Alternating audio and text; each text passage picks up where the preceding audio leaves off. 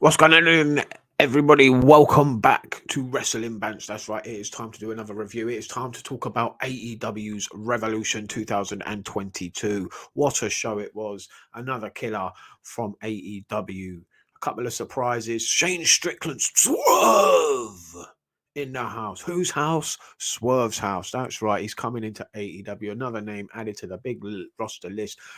Many people complaining that AEW signed too many stars. For me, it keeps the show fresh. It keeps everything fresh, and new talent is always good to see. What they're going to do with him, who knows? Down the line, I'm sure we will see something from Swerve, a very good talent, and I'm happy for him that he has found his place in AEW. But the big name of the night, the big debut, didn't see it coming. No one talking about it. One of the best from Britain of all time. A legend, William Regal, or Stephen Regal. Lord Stephen Regal. That's right. Comes out, can't believe it, in the ring after the Brian Danielson and John Moxley match. Out comes Regal. Good applause. Happy to see him on AEW. Who knows what his role's going to be? I'm guessing maybe a tag team manager for Brian and John Moxley. But backstage, another good get, a good experienced guy that can work with the younger talent backstage. Happy that he's come into AEW. Good get from Tony Khan there. Very smart to bring him in. And hopefully we'll see a lot more of William Regal down the road. No titles changed hands on this show. But overall, it was a decent... I thought it started off really well. Lively first few matches. Then after the dog collar match for me, it kind of like went a bit flat until the main event, really. But I'll run through each match and let you know what I thought of each match as it happened. Let's start off with the pre-show. Don't know if you all watched it. I sat through it and it was pretty decent, actually, for a pre-show. The fans were lively, so it gave it a good feel. Made it feel important. The wrestlers responded with some decent, entertaining matches. We started off with legit Layla Hirsch against Chris Statlander.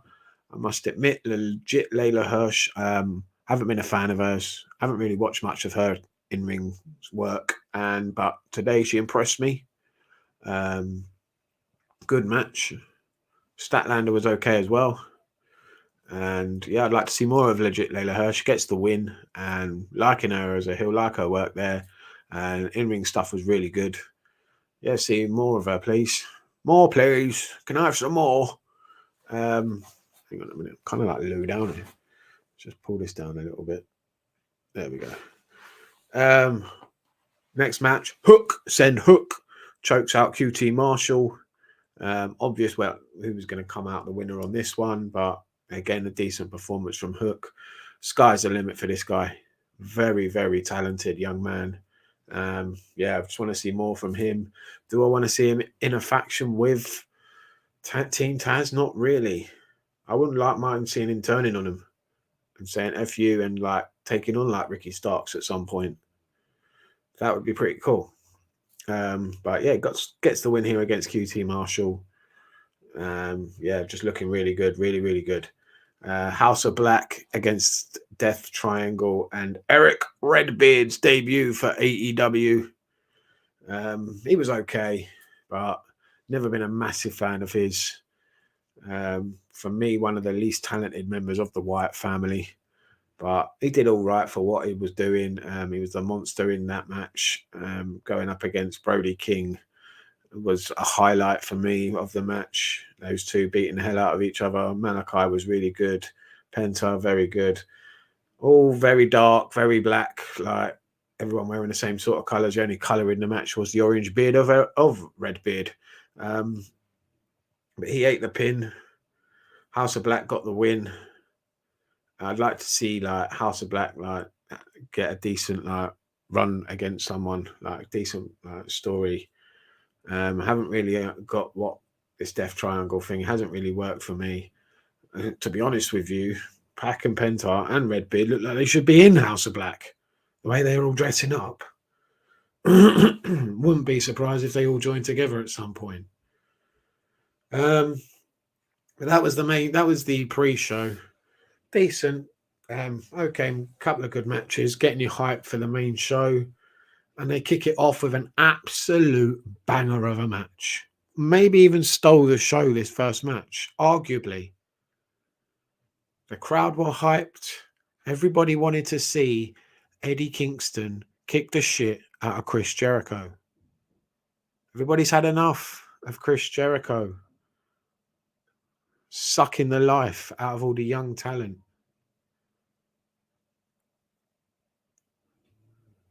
And I'm happy that Eddie Kingston gets the win in a very good match. Jericho, yeah, you got to admit he can still put on a very good match. And this was very good. Violent and a great way to start a show. Make the people happy. Give Eddie his win. And let's push him on from here. He's a star. Great on the mic. Believable in the ring. Love the way he works. Makes it look like a fight, not a routine. Yeah, Eddie Kingston deserves more from AEW, in my opinion, and I want to see more from him. Great match, great way to start the show.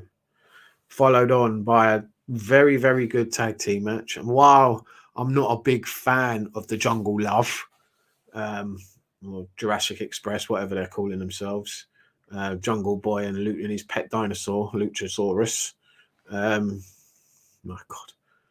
It's just, how can you take that seriously as your tag team champions? I was hoping Red Dragon might get the win. I was hoping even the Young Bucks might get the win, but I'm not disappointed in the match they put on. Very, very, very, very good triple threat tag team match. And Jungle Express Jurassic Express, Jungle Love, whatever you want to call them, they get the win. And let's see where we move on from here, really. Who's next for them? Maybe it is Danielson and Moxley at some point. We'll talk about their match in a minute. Ladder match. I'm happy Wardlow got the win. Deservedly so. Looked like a star. Only one of the ones that really stood out in the match. And the match was obviously made for him to stand out in because no one else did. Trying to watch all these big guys climb ladders. It's kind of like watching an elephant trying to ride a tricycle. Just didn't look right. Awkward. Not the best match. Not the best lad. I've seen as wrestling fans have seen so many multi-person, multi-man ladder matches. It has been done to death. Overdone, overkill. We've seen it so many times. There's nothing new about it. Can we create something new, please? Can we try something different for once than a bloody ladder match? I'm sick of them. Absolutely sick. It's not AEW. It's not just AEW. It's every wrestling company, apart from maybe New Japan. I don't remember ever seeing a ladder match there. Can we do something different, though, please, than a bloody multi-person ladder match? It was good when it was just Money in the Bank and you saw one maybe once a year at WrestleMania, make it a big match. But now everyone's doing them every other bloody week. I'm sick of them. Absolutely sick of them. I'm just glad Wardlow gets the win here. Looks good. Keith Lee didn't really shine in the match like I thought he would. Orange Cassidy did his spot, and that's the only reason he was in the match, to do that stupid spot. Powerhouse Hobbs, another one who did okay, but again, I would have liked to see more from him. I think it was just stupid having three big guys in that ring, exposing them all at the same time. They really shouldn't be meeting for a very long time. Keep those three as far away from each other as possible and build up to their matches, not just throw them out there straight away. I thought Ricky Starks and Christian Cage were okay. Overall, it was a good ladder match, but like I said, I've seen too many of them, way too many multi-person ladder match has just been overdone. Green Jade Cargill with Smart Mark defeated Ty Conti. Pretty like predictable, this one. Ty Conti looked like she'd just been squirted in the face by Aleister Black. Bukaki in her backstage or something. I don't know what's going on there. What that was, but war paint supposedly. But no, it looked like Aleister Black had just spunked in her face, or squirted in her face. Whatever. Jay Cargill gets the win. Pretty obvious that's the way it was going to go. Short match. Didn't need to be anything long, really. This one. Don't expose her more than you already have. Finally, the match we all wanted to see. The dog collar match. And it was a good match, really enjoyable, violent, bloody, told a story. Great way to end maybe a few, or even carry it on if they're going to. Wardlow turns. Just fantastic the whole way through. Great match, one of the best matches this year. I'd like to see something top this because nothing else on this card did, because after this, the show was absolutely flat. Flatter than Keira Knightley.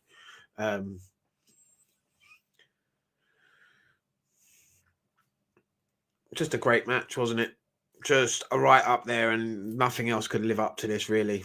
After this, I thought actually on this, like maybe like we'd already gone like over an hour or two, and people like the crowd, you could see they were tired already.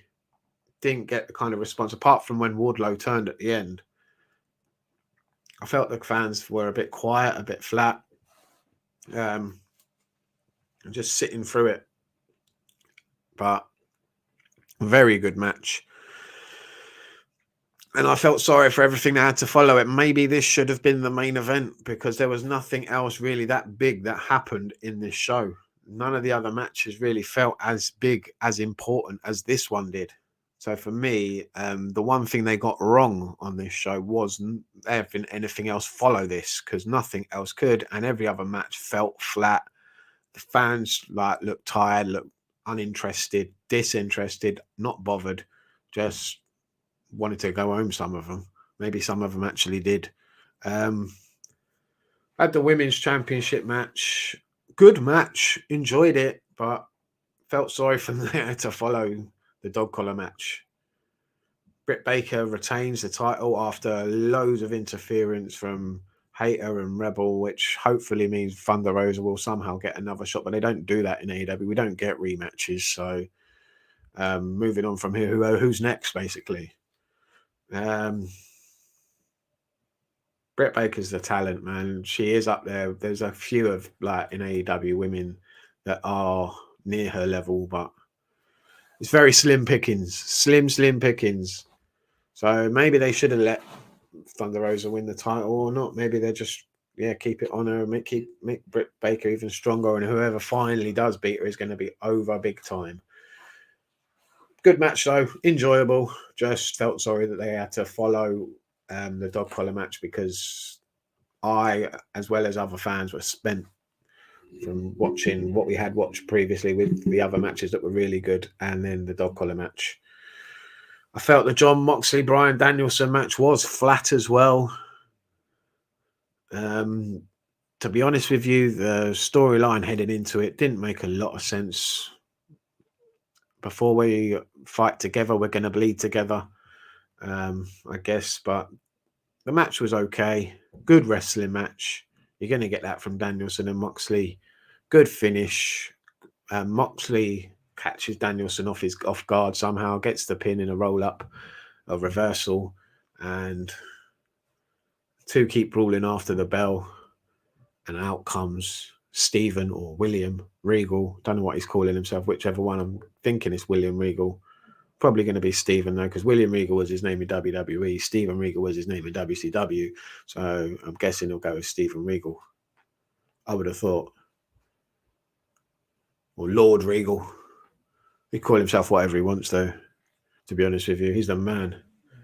And it could be good person to bring like this faction of Moxley and Danielson together. I'm happy to see him in AEW. Like I said, if he is going to be working backstage in whatever capacity, whatever role he's going to be having, he is a good get. Good person to work with the younger talent. Very, very good. Maybe he'll be an authority figure. Who knows? But yeah, Regal, great get from AEW. Well done, Tony Khan. Nice to see him there as well. Headbutting Moxley, giving him a slap, and then giving another dry slap to Brian Danielson. Yeah, excited to see where this goes. Really excited. Who knows? William Steven Regal is in AEW. 6-man tornado match, tag team match. Exciting. High flying, fast paced action. That's what you're going to get from Darby, Sammy, Andrade, Matt Hardy, Isaiah Cassidy. Darby, Sammy, and Sting get the win. Pretty predictable that was going to happen. I've seen enough of this AHFO bullshit. I'm sorry. It's not working. Like, Private Party, I've got a lot worse due to being involved with this faction. They were a decent tag team. They have been bogged down in this bullshit, and it hasn't helped them whatsoever. They haven't evolved or moved up or done anything with them. They've just been stuck in these boring ass feuds that Matt Hardy cooks up. It's just not working. Not working at all. I was under the impression Jeff Hardy was supposed to be coming into AEW. I was expecting him, maybe, you never know, to debut. Didn't happen. Wasn't disappointed, but I was thinking when I was watching the match, do you know what a good feud would be? Darby Allin and Jeff Hardy. Those two just trying to kill each other in the ring. Both risk takers. Jeff Hardy, old generation. Darby's the new risk taker, death defying stunts and everything like that. Obviously a Jeff Hardy fan. Yeah, definitely want to see that. So if Jeff Hardy is coming in, that would be one of the feuds I would like to see. But for AHFO, yeah, split that shit up and move them all away from each other, because it ain't working. It's not. It's terrible. There's a few factions in AEW that just need to be disbanded, deleted, delete. You know what I'm saying? Delete, delete, delete. And there's a few of them that just aren't working. And there are a few people in each faction that are the stars. Focus on them and get rid of the rest, really. Move them on, or I don't know, do something else with them. Main event, AEW World Heavyweight Championship. Hangman Page versus Adam Cole. Adam versus Adam. And Adam was very, very good, wasn't he? Adam was brilliant. Just give me Adam all the time. Adam was fantastic. Adam. Yeah, it was a good match. But again, I felt the fans towards the end got their energy back and popped for the win. But apart from that, really, felt like a very strong. I know they were in Adam Cole's backyard, so I'm not surprising that they were more on his side. But yeah, I never felt like Cole was winning this match. Not in a million years. I couldn't see Page dropping the title here. We did see what's his face earlier, Don Callis, come out earlier, trolling everyone with the Omega music in the pre-show. Kind of thought, you never know, Omega might show up at the end, but he didn't. Known debuts at the end, we're always expecting them, aren't we, on these AEW pay-per-views. But the match was really good. Enjoyable. I didn't think it needed all the interference from the Dark Order or Red Dragon. I felt that just tarnished the match. They could have just left it with one-on-one. You don't need all these interferences. It didn't need it. Nothing came of any of the interferences, really. It didn't really affect the match in any way, shape, or form. It's just a way to waste time. But overall, it was a good match. Yeah, but like I said, yeah, it was kind of predictable that Page was winning that one. I couldn't see him dropping a title to Cole. Cole's very, very good, and he can carry a title for a company. But it seems to me in AEW, he's one of those guys that's going to lose all the big matches. He's never going to win one. Does he really need a big win? I'd like to see him win a couple, but first of all, he needs to work on what he looks like. For me, he's lost a bit of muscle mass. Doesn't look in the best shape he has been. So, yeah, he needs to go away and maybe work on that. And then maybe come back at some point stronger and, yeah, win a title or two. I know there's not a lot of titles going around in AEW. That is the one thing I do think they maybe need to add. Maybe even, like, I don't know, a trios, 6-man, whatever you want to call it, titles. And he could win them with Red Dragon or something like that. I don't know. It could work. Other than that, yeah, I don't know what other titles they could really add. They've got the TNT, they've got the World Heavyweight title. We don't want too many titles. They've got that FTW title, but that means nothing. Anyway, that was the end of the show. Like I said, a bit flat for me. Nothing could really follow the dog collar match. For me, that was really, really good. Top shot, best match, followed by probably Kingston and Jericho. The rest of the show, yeah, kind of felt flat. A lot of the fans felt disinterested. Tag team match was okay. The ladder match was meh. But the rest of it, yeah, kind of flat, I felt. Until the main event, really, where the crowd kind of picked up a little bit. And, yeah, apart from that, just, yeah, I wouldn't have put the dog collar match in the middle of the show. That was the most important match you had on the show. For me, I know you put the world title in the main event, but there are extenuating circumstances, and I felt this was one of them. This could have been the main event, and it should have been. And yeah, nothing could have followed it, and nothing did follow it. Nothing could top that. Nothing could live up to that. The show did feel a bit flat afterwards, and it's not surprising. But I did enjoy the show. Another good pay-per-view from AEW. We got William Regal, or Steven Regal, whatever he's calling himself. We got Swerve. It is his house, Swerve's house. And no title changes, which isn't a big disappointment. I'm happy with who the champions are in AEW, apart from, yeah, the tag team champions, I will say. I can live with that, but I could live without it, with or without it. I'm not that bothered. Yeah, I'm happy. It was a good show, worth every penny, and looking forward to see what happens next. Looking forward to Dynamite. We've got ourselves a TNT Championship match. Wardlow, baby. Wardlow. What happens there? That's the big one, isn't it? Wardlow. He's the big star from this in this pay-per-view for me. Wardlow winning the Face of the Revolution and then turning on MJF.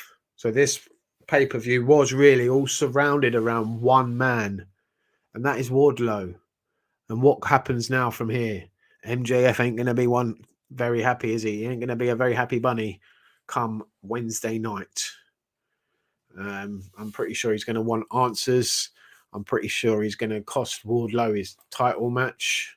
I'm pretty sure we're going to be having a Wardlow MJF feud. Because, yeah, after what happened. Maybe he won't. Maybe he won't. You never know. Maybe he'll let him win the title and then do something after that. Who knows? Who knows where they go from here, where we go? Who knows who's going to be the new number one contender for the World Heavyweight title? That's a big question.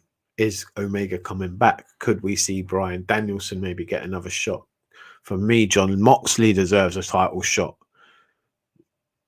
Got screwed out of the title, never really got a rematch. Would like to see him have a go against Hangman Page with backup of Bryan Danielson and Steven Regal. It's a dangerous faction right there. And Hangman Page, time could be numbered if Jon Moxley gets a title shot. Or what happens with Eddie Kingston now? How does he climb up further up that ladder to try and earn himself another title shot of some sort, of some distinction? Tag teams, what happens there? Who's next in line? Let me know who you think down below. Do they bring anyone else in? For me, man up, man. How are they not in this company? How have they not got a job and their other bullshit tag teams are in there and giving chances and guys with their pet dinosaurs, and you aren't hiring the Briscoes? Seriously. What's going on? What's going on? Anyway, that's AEW Revolution. This has been Wrestling Bounce. Please smash the like button, smash the subscribe button. Thank you very much if you've watched all the way to the end. I really do appreciate you all watching this and smashing on those like buttons, smashing the comments out, and following us on Twitter, following us on YouTube. Thanks very much. Take care, everybody, and I will see you next time. Thanks for watching.